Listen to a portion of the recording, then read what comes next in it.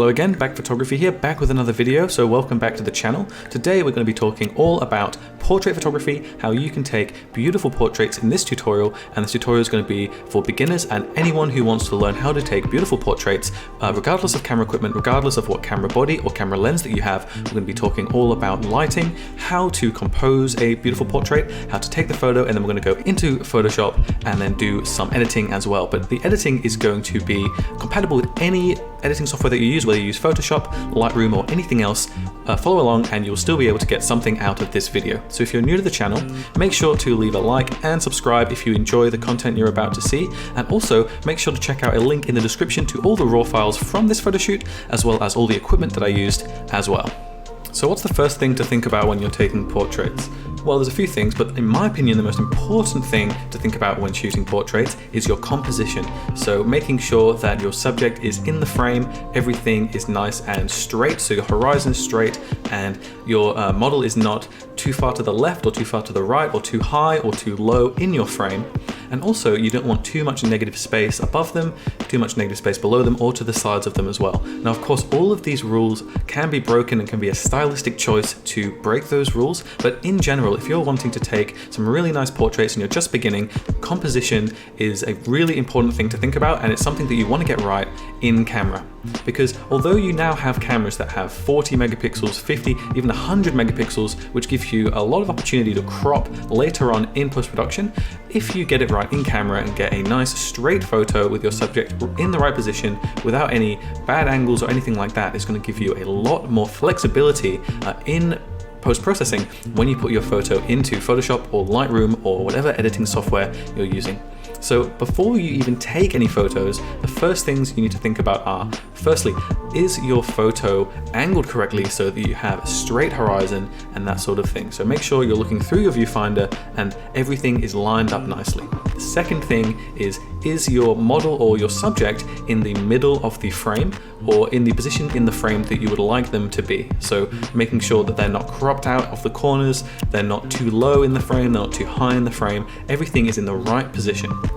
So that is really important. And then another thing that is sort of to do with composition, but it could be considered a separate topic, but I think it's kind of the same thing, is the focus of your photo as well. So making sure that if you're shooting a person, for example, the eyes are in focus. And this is going to be a lot easier if you're shooting at a high aperture because more things are going to be in focus. But if you're shooting at a really low aperture with a really nice portrait lens, let's say you're shooting at f1.8 or f1.4, it's going to be really, really important to nail your focus right on the eye, because even if you miss just a little bit, everything is going to be blurry, and the blur is going to be a distraction in the photo and make you not want to look at the face of your subject. Because as humans, we are drawn to the eyes of a person. When we talk to somebody or when we're looking at somebody, we always look at the eyes. So the eyes are the thing in a portrait that needs to be sharp. And again, this is a rule that can be broken if you're trying to get some sort of artistic filmic look. You can always blur the entire frame, and that can be interesting too. But in general, we're wanting to have the eyes as sharp as possible, and then everything else is sort of secondary to that, depending on whether we're going for like a blurry, dreamy background, or if we're wanting everything to be in frame and in focus as well. Okay, so now you've got your composition right, you know how to compose a photo to make a beautiful portrait. The next thing you need to think about is lighting and how to light your setup so that you have a beautiful light that is aesthetically pleasing and complements your subject or your model. So there are a few things to think about. First of all, you need to work out if you want to shoot natural light or off-camera flash. If you're new to photography, I would recommend starting with natural light, and then you can add lights like LEDs, off-camera flashes, reflectors, all that kind of stuff later on. In this video, we're not using any off-camera flash, we're not using any lights, we're not using any reflectors, we are just using the natural light in the scene, and that's all you really need to take beautiful portraits, but you can go crazy with lighting if you like as well. So for this tutorial, we're just using the natural light, and also we're working out the best places to position our model and to compose our subject such that we have the best lighting possible. So a few things to consider when you're thinking about lighting is you want to shoot in a place which has nice even light, unless you're using the light as a stylistic choice. For example, you're shooting next to a fence to get like nice lines of light or something like that. But in general, you're going to want to have a nice soft lighting so that you have the most flexibility in post-production, and you also have the most quality signal going into your sensor, so you're not losing any harsh shadows or bright highlights that are getting clipped out of your data because your camera can't capture the harsh light. So now let's have a look at this photo in particular and talk about the techniques we just discussed in this video. So with composition, you can see that the horizon is nice and straight, so we haven't shot at an angle, and if we had shot at an angle, it would look strange because the horizon would look bent and it would just not look like a natural thing that you would see in the world. So we've got a nice straight horizon. We're also using the tree here to vertically compose this image as well and get a nice line there too. We have our model right in the middle of the frame, and although we have one of her legs out of the frame, she's still in the middle, and there's not too much negative space on the left or the right, and she's also in the middle in terms of the vertical composition of this frame as well. You can also see that she's facing inward into the photo, and what I mean by that is that the direction of her face is in the direction going into the image, so she's on the left of the image but looking into the right and into the middle of the frame. So if we shot this and her face was on the right of the image instead, it should be kind of looking out of the photo, and that is something that would make the image, in my opinion, look worse. So in terms of lighting, you can see we have a nice soft, even light, but we're framing her face with a brighter light on the right hand side of her face, well, her left, but our right, looking at her, and we have a little bit of a darker looking image on the left of her face, our left of her face. And you can see also in her dress as well, it's darker on our left and brighter on our right as well. And when you do that, you're basically adding a three-dimensional look to your image because you're using lighting to add depth to the image. You can see here that we're shooting all in the shade, and we did that on purpose so that we could get a nice even skin tone. So all the lighting from the sun is in the back, and that makes a beautiful bokeh in the background as well. And we're shooting at a low aperture as well here so that we can get that blurry background and focus purely on the subject of this image, which is the model. You can see here that the eyes are nice and sharp, but as you go back into the image, into the things that don't matter so much, they're nice and blurry, so they're not causing any distractions in this portrait. So now let's jump into Photoshop and have a look at how we can edit our portraits to make even better photos. And don't worry if you're not using Photoshop, I'm not going to be showing you specific techniques to make your photos better, but more talking holistically about how to get the most out of your portraits in post-production. Okay, so here we are in Photoshop, and let's have a think about what we can do to make our photos better. The first thing we can do is get the color balance in the image perfect. So if we're shooting and things are looking a little bit low contrast, or maybe things are a little bit too dark, maybe things are looking too blue or too yellow, these are the first things you're going to want to fix in post-production, in my opinion. And the way I like to do that is I like to look at skin tones and move everything around the skin tones until they're perfect, and then change everything else after that. So if the skin is looking a little bit dark, I make the exposure of the entire image brighter. If it's looking a little bit too red, I make everything a little bit more blue, and that kind of thing. So I move everything around the skin tones if I'm shooting portraits, so that that's perfect, and then everything else kind of falls into place with that as well. So how do you make skin tone look good? Well, it needs to be the right color. It needs to be a nice kind of orangey pink color. It also needs to be not too bright, not too pale, but also not too dark as well. So if you see skin tones on your model looking a little bit too red, that normally means things are looking a little bit too dark.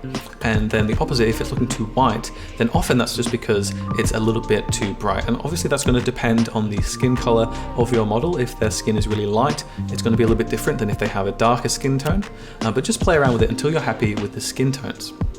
So the next thing with portraits that I like to do is I like to make all the parts of the image which are meant to draw focus to your subject, make them bolder. So making things like the eyes, the nostrils, the eyebrows, all those kinds of things a little bit more contrasty, maybe bring the shadows down a little bit with those, and then bring the highlights of those up as well, just to make them punch a little bit more in the scene. And once I've done that, I then also want to make things that are maybe less important more smooth. So maybe we want to get rid of the imperfections in the skin. And what you can do is smooth all of them out by either reducing sharpness, or you can reduce the clarity of the image, or you can do something like add blur to the skin as well. And this is something that you can do to the background as well, or to parts of the image that you don't want to be the main focus of the photo. So this is something I really like to do with skin, and it's a really quick way that you can make skin look much smoother.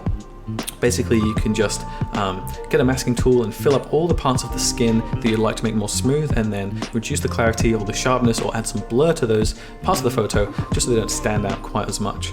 And with the opposite way, to make things look more bold and bring them to the forefront of the image, I like to get a brush tool and just add some clarity, maybe some exposure, shadows and highlights as well, and make them really pop from the image. But you want to make sure not to make them pop too much, because you can go overboard with these and give your model laser beam eyes and things like that. You don't want to do that. You want to make everything look nice and natural. So potentially, all these little changes, you might not even be able to notice them by themselves, but once you've made 20 changes, 30 changes, things really start to add up and you can see that everything really comes together.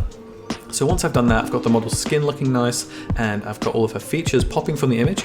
I like to work out what color balance I want in the entire scene that isn't her. So you always want to have her skin tones looking nice, and if you change the color balance without deselecting those parts of the photo that she is in, you can make her skin look too yellow or too blue. So after you've got her skin color right, you can then select everything around her that you might want to change the color with a nice soft brush, which is what I'm doing here, and then make everything maybe more yellow or more blue or softer, or add clarity or whatever you want to do. You can do that after you've got the subject of your portrait perfect. So once I've done all of those things, I look at the entire photo and I think, what could be improved? And in this particular portrait, you can see that I just added some exposure there to her leg because it was looking a little bit too dark. So those are all the massive changes that I make at the start of a portrait. Now I like to go into native Photoshop or whatever you're using, look at the image again and work out how you'd like to change it. So with this photo, I'm going to change the rotation of the image and also the composition just slightly, just so that she's right in the middle of the frame. And it would have been ideal to do this when I was taking the photo, but sometimes your photos aren't perfect and it's nice to be able to sort of crop in or even crop out with Photoshop and get your composition perfect. A little rule of thumb I like to use is always take your photo a little bit further out than you think will look good, just so you have a little bit of flexibility in post-production for moving the frame around a little bit or zooming in or whatever you need to do. Because quite often you'll shoot really cropped in and then you'll just be a little bit too far to the left or a little bit too high in your composition, and it'll be much more difficult to change that if you've really zoomed in when you've taken the photo. So just adding a little bit, maybe like 10 to 15% zooming out than you would expect your final product to be, really gives you a lot of flexibility in composition post-production in case you make any mistakes. And this is something you really couldn't do 15 years ago when you had a digital camera that had super low megapixels. But now that we have these cameras that have 40 megapixels or more, you really have a lot of flexibility in post-production to make these changes. Now obviously it's ideal to get everything perfect in camera, but nobody's perfect and sometimes you will make mistakes, and it is nice to have that flexibility in post-production. So now what I'm doing here is just getting rid of any imperfections I can find in the skin and doing any fine details to the photo now that we're coming to an end in the editing process. And this is something that you don't have to do with your photos, but it can just kind of like take everything to the next level by looking at all these fine details and making little adjustments to get everything looking perfect. And like I said before, all of these changes are going to be so minor that by themselves, you're probably not going to tell. But once you've made 30 or 50 minor changes, everything really comes together and you can make a big difference to your photo just by really going into detail and being thorough with your photos. So take your time with this sort of thing and make sure that you zoom back every so often and have a look at the overall image and see if your little changes are making a difference. You can always go back if you make a mistake. So don't worry about experimenting, trying new things. Just make sure you always zoom out and have a look at the entire image to make sure everything is working seamlessly and nothing looks too strange when you're editing. So that is pretty much everything for this photo. I really hope that you like it, and I really hope that you found this video interesting and informative. And remember that there is a link in the description to the raw files from this photo shoot, so if you'd like to go back and edit along with me or even do a completely different edit and send that to me on Instagram, I would really like to see all of the edits that you do to these photos and to your photos as well. So that is everything for this video. I really hope you enjoyed it. Make sure to leave a like and subscribe if you got this far in the video, and I will see you in the next one.